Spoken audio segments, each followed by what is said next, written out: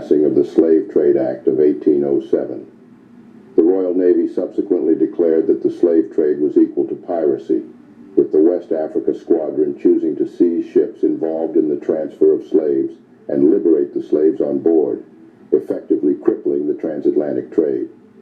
Through abolitionist efforts, popular opinion continued to mount against slavery, and in 1833, slavery itself was outlawed throughout the British Empire. In the United States, the abolition movement faced much opposition.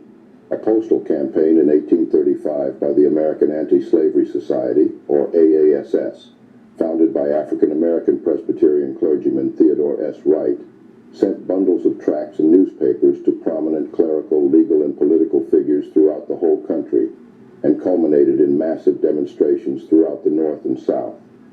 In attempting to stop these mailings, New York Postmaster Samuel L. Gouverneur unsuccessfully requested the AASS to cease sending it to the South. He therefore decided that he would aid in preserving the public peace by refusing to allow the mails to carry abolition pamphlets to the South himself. This resulted in the AASS resorting to other and clandestine means of dissemination.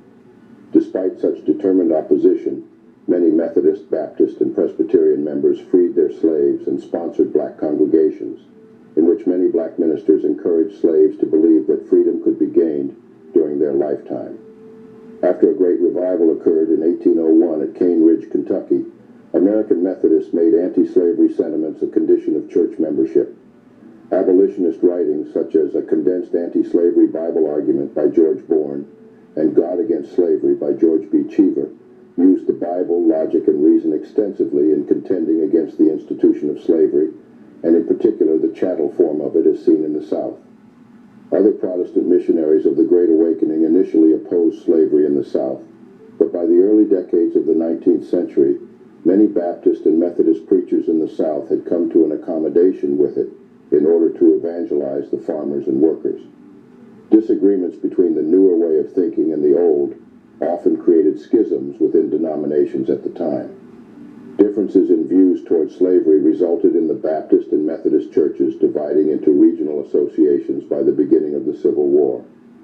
In the 1850 bull of canonization of Peter Claver, one of the most illustrious adversaries of slavery, Pope Pius IX branded the supreme villainy, summum nefas, of the slave traders, and in 1888 Pope Leo XIII condemned slavery in plurimis.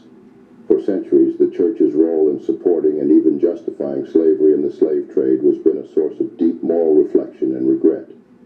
However, as society has evolved and our understanding of human rights and justice has advanced, the Church has embarked on a journey of redemption, seeking to rectify past wrongs and contribute positively to the healing of racial wounds.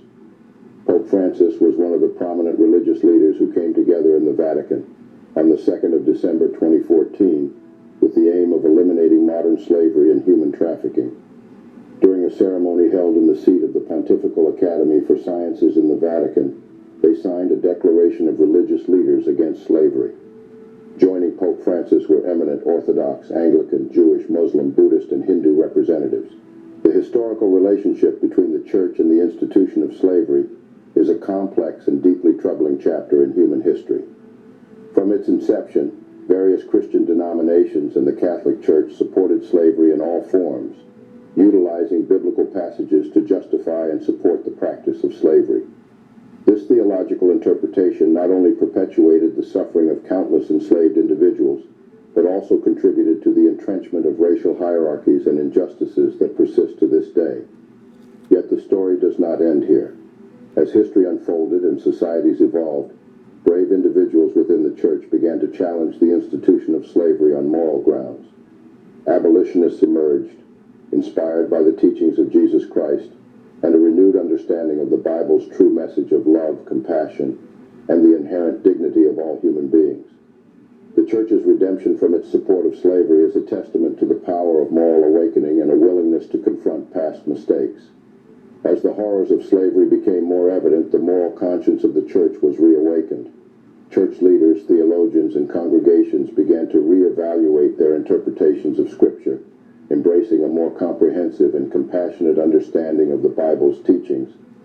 By the 19th century, many Christian denominations were at the forefront of the abolitionist movement, advocating for the liberation of enslaved individuals and the dismantling of the institution. The Church's journey from complicity to advocacy serves as a lesson for the generations that follow.